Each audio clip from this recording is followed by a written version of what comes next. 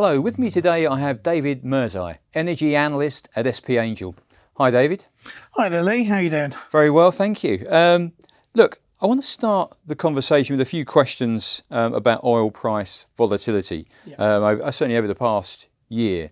Brent crude was trading above $120 a barrel last year. Earlier this year it was below 70. What's going on? Why the big dip? Well, oil's no real difference than any other commodity. It trades in line with supply and demand over the longer term. But in the shorter term, you do see volatility, and that comes largely as a result of either geopolitics or something happening in the global economy to kind of spark it off. If we go back to last summer, obviously the Russian invasion of Ukraine is what caused the oil price to spike up above $100 a barrel.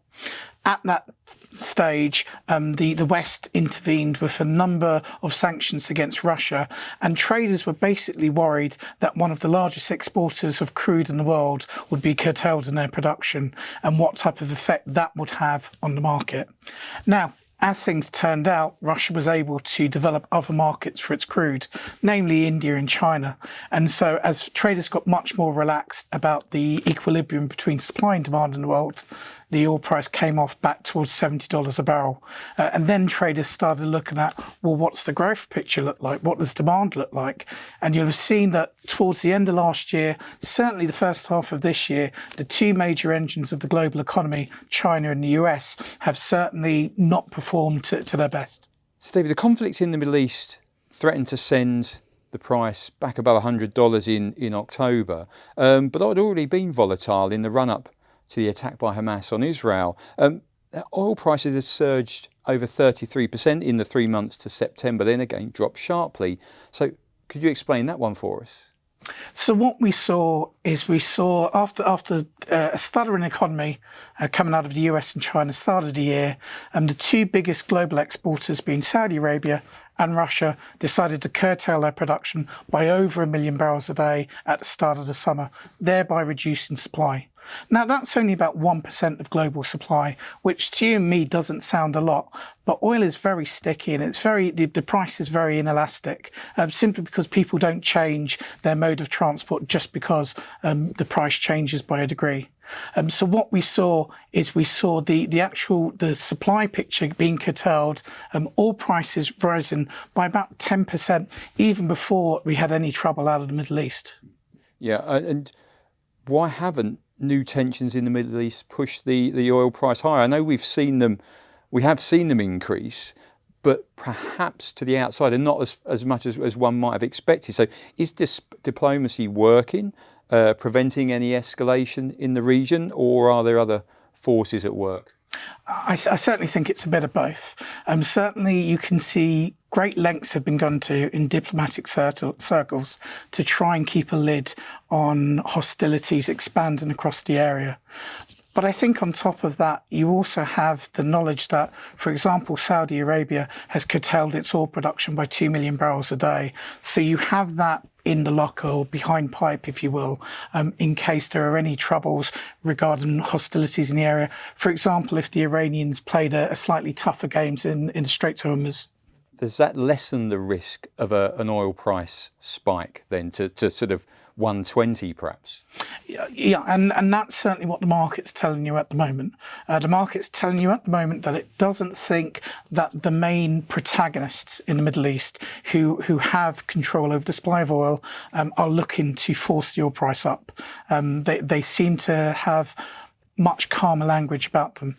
On top of that, the traders seem to be saying that the global market is relatively well supplied at the moment, and it doesn't see too many evident risks that will change in the near term. Now, obviously, that depends on what happens further on down the line in Gaza, but at the moment, the market seems to be quite relaxed. Right. Well, I mean, that brings me on to my next question about the outlook for the rest of what's left of 2023 and into 2024. So are high oil prices going to cause problems for inflation in the West? Now, what you say appears to suggest not, but Indeed. I mean, I wish we were all experts on this thing. The way we look at the economy, you can see the US, you can see the China certainly having signs of picking up their economies in Q3. That's been quite evident in the numbers that we look at. And that reflects well in oil demand. You see forecasts for oil demand growth in the second half of this year and again into 24 as those economies grow. Now, is the oil price at a level that we think it will cause inflationary fears? We don't think so, for two reasons. Number one, an oil price in and around $80, $90 a barrel is far off a three-figure number, far off the $120 it was last year. But also the inflationary world that we've seen the last 2, 3, even 5 years. What is $80, $90 today doesn't have the same impact on costs as it would have done 5 years, simply because of inflationary pressures. The rest of the cost base has increased significantly since then.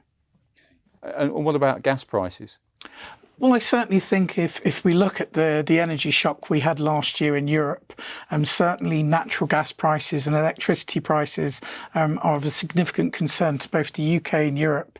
When we go back to the spike of last year, that caused significant problems for a lot of governments with regards to household bills, but also more significantly in Europe it reduced industrial gas demand by 10% and effectively stalled Germany's economy.